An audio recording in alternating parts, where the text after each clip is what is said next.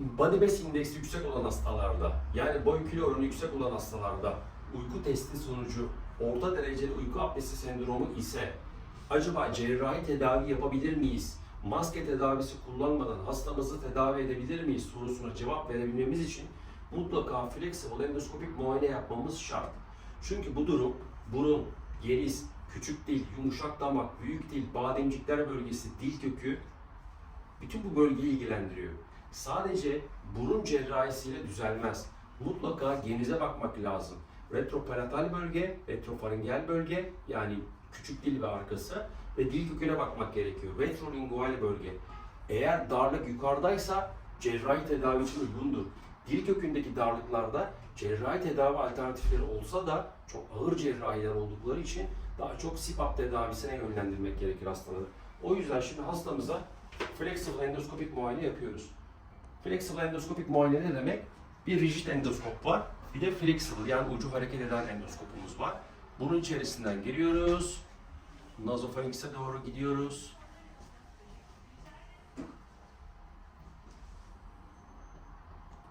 Biraz rengimiz. Heh. Bir horlar gibi yapın bakayım. Yapın bakayım bir daha. Şimdi buradan nefes alın.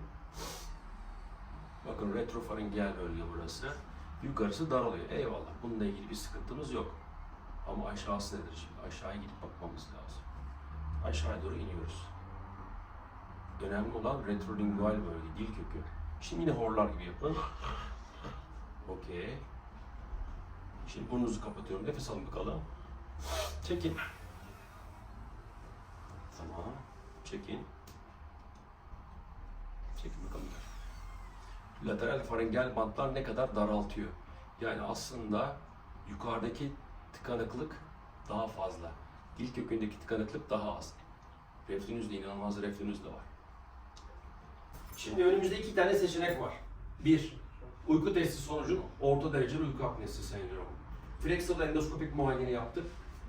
Dil kökün daha iyi, orta ve üst tarafta sorun var. Yani şu cümleyi kurabiliriz. Ben herhangi bir cerrahi müdahale geçirmek istemiyorum. Nasıl tedavi olabilirim? O zaman CPAP cihazı dediğimiz bir cihaz var. Hayat boyu bu cihazı takarak hayatına güllük gülistanlık bir şekilde devam edersin.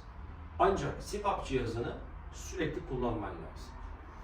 CPAP cihazı kullanılarak belli bir sürede tedavi olup cihazı bırakabilir hale gelmiyorsun. Yani o cihazı sürekli takman lazım. Ömür boyu kullanman lazım. Ama denemekte de fayda var yani. Bilmediğin bir şeyle ilgili şu an o bana gelmez diyorsun. Cerrahi nasıl olacak? Cerrahi de, şimdi bak cerrahi tedavide de burundaki problemi de halletmek lazım. Lateral faringel bant dediğimiz arkadaki o aşağı doğru sarkan bantlar var. Onların bir kısmını geri bilmemiz için bademciklerin olduğu yeri boşaltmamız, küçük dil, damak ve o bant bölgesini genişletip karşılıklı germemiz lazım. Sonrasında da belli bir sürede body mass indeksini azaltman lazım. Şimdi mesleki icabı çok obez değilsin ama bel bölgesi ve boyun bölgesindeki yağlanma çok fazla. Bu ne anlama geliyor? Güzel besleniyorsun, az hareket ediyorsun. Bölgesel yağlanıyorsun yaşına göre. Bu sorunu çözmek lazım. Meslek belki buna uygun bir meslek değil, oturarak çalışıyorsun ama bir şekilde bu kısır döngünden vücudunu çıkartmak lazım. Bu durum insülin direnci olduğunu da gösteriyor. Dolayısıyla bir endokrinciden destek alıp muhakkak insülin direncini de kırmak gerekiyor. Yani madem az hareket ediyorsan o zaman az yiyeceksin abi. Anlatabiliyor muyum? Dolayısıyla boyun bölgesi yağlanması, bel çevresinin yağlanmasını azaltmamız lazım. Bu çok önemli.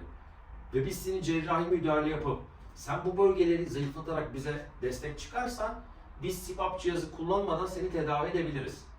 Ama bu şekilde yaşamaya devam edersen, bu bölgenin yağlanmasını azaltamazsan, daha da kilo alırsan o zaman yaptığımız iş işe yaramaz. Apnen hiçbir zaman sıfırlamaz. Horlaman azalır, kesilir ama apnen geçmez.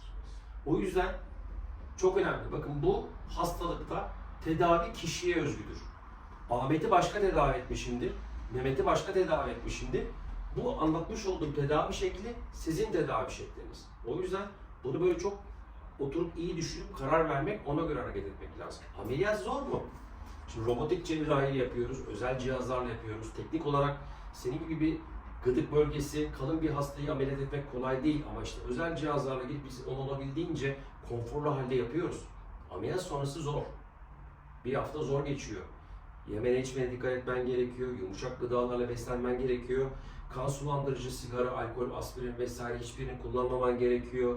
Ağrıların olacak. Yani öyle ameliyat da o hadi gel hemen yapalım değil. Yani burun ameliyatı mesela ağrısız bir ameliyat. Burunda hiç ağrı olmayacak ama bu bölgenin ameliyatı bu yaşta sürekli de travmaya uğrayan bir bölge olduğu için ameliyat sonrası bir hafta 10 gün ağrılı bir süreç de var. O yüzden bunları oturup düşünüp iyice karar vermek lazım.